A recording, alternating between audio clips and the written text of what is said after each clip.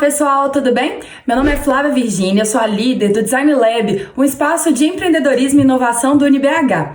Desde que começou a quarentena, eu tenho recebido várias mensagens de alunos e ex-alunos perguntando sobre o futuro do trabalho.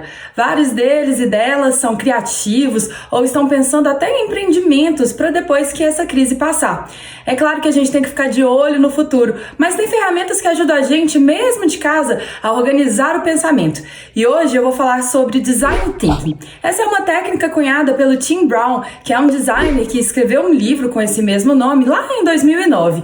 E é claro que se trata de uma técnica mais complexa e cheia de detalhes, mas hoje vou mostrar um pedacinho dela que pode te ajudar a perceber se a sua ideia, seu projeto, ele pode ter de fato um futuro.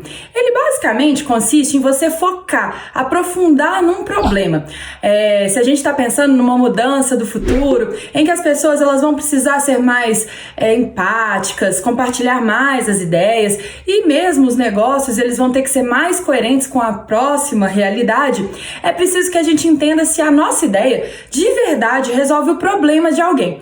Por isso, essa primeira fase do Design Thinking, ela consiste basicamente em uma ferramenta que tem 6 quadrantes. Eu gosto de trabalhar com ela impressa, como se ela fosse uma espécie de quadro, mas não é necessário que você faça ele grande ou que ele esteja em algum espaço. Se você não tiver, dá para fazer no seu próprio caderno, não tem problema.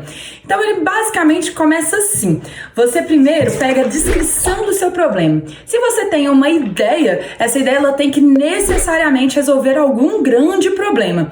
Esse problema pode ser de toda sorte, pode ser um problema pessoal, pode ser um problema de negócios, pode ser um problema de um grupo, não importa, você vai descrever esse problema. Eu gosto muito de falar com meus alunos que quando a gente consegue colocar esse problema em uma frase, ou seja, sintetizar o problema, a gente está no caminho certo. Depois que você colocou esse problema e decidiu que ele é realmente um problema relevante e que vale a pena erguer uma ideia para tentar solucioná-lo, é a hora de você desmembrar esse problema. Não existe absolutamente nenhum problema que não seja repleto de questões-chave. Ou seja, se a gente tem um problema da pandemia, por exemplo, quais seriam as questões-chave dela? As pessoas não lavarem as mãos, as pessoas ficarem em aglomerações, ou seja, tem uma série de questões que ajudam a erguer esse macro problema inicial. Daí, você vai listar todos eles e ficar olhando mesmo para eles, analisando da onde que eles vêm, para onde que eles vão. A terceira etapa é a que eu considero talvez a mais importante. Depois dessas questões-chave, você vai olhar cada uma das frases que você criou e tentar extrair dela quais são os envolvidos nessas questões-chave e por que para estes envolvidos essa questão-chave ou o problema é de fato um problema. Parece que é alguma coisa simples ou até muito bobo, mas em geral quando a gente está tendo uma ideia, a gente não conhece direito para quem que a gente está falando. Nem sempre a gente consegue conhecer todas as situações. E nesse ponto, eu gosto até de dar uma paradinha, analisar as pessoas, ou seja, os envolvidos que eu retirei ali das questões chaves e do meu problema, e gosto de olhar para eles tentando ser o máximo de empática possível. Para isso tem até ferramenta, eu não vou explicar ela aqui, mas se você der um Google, você encontra o mapa da empatia, que é quando você entra na cabeça daquele envolvido, e sem pudor nenhum, você sabe o que ele está pensando, o que ele faz, as atitudes, o que ele ouve, o que ele vê, e o mais importante, quais são as dores deles e também as suas necessidades. Depois que a gente saiu dessa primeira fase desse Design Thinking, a gente vai para uma segunda fase, que é onde a gente vai listar aqui os fatores sociais, culturais ou regulatórios que moldam ou influenciam aquele primeiro problema. Todo problema, ele está dentro de uma sociedade.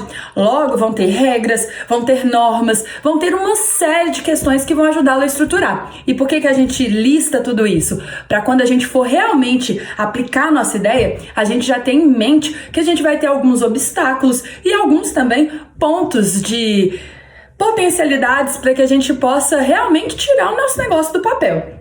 Depois, a gente passa para um outro quadrante, que ele diz mais ou menos algo como quais referências ou situações que eu conheço de que me ajudam a resolver esse problema.